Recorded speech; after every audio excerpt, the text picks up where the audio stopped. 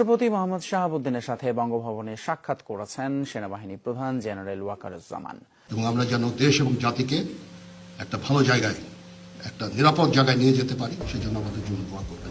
দেশের চলমান ধ্বংসাত্মক পরিস্থিতি নিয়ে রাষ্ট্রপতি শাহাবুদ্দিন চুপ্পুর সাথে জরুরি বৈঠক করেছেন সেনাপ্রধান জেনারেল ওয়াকারুজ্জামান। সেনাপ্রধানকে বাংলাদেশের দায়িত্ব তুলে দিয়েছেন রাষ্ট্রপতি।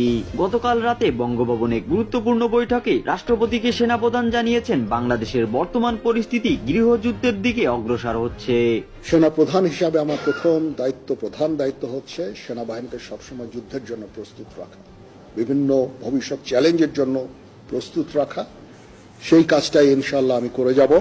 বৈঠক শেষে জানা যায়, আওয়ামী লীগ ছাত্রলীগের উপর অত্যাচার এবং চলমান উস্কানিমূলক কার্যক্রমে দেশের সাধারণ জনগণের জানমালের ব্যাপক ক্ষয়ক্ষতি হচ্ছে। রাষ্ট্রপতি সেনাপ্রধানকে 144 ধারা জারি করে উস্কানিদাতাদের গ্রেপ্তারের নির্দেশ প্রদান করেছেন। একই সাথে আওয়ামী লীগের কর্মী সহ সাধারণ জনগণের নিরাপত্তা নিশ্চিত করার আদেশ দিয়েছেন।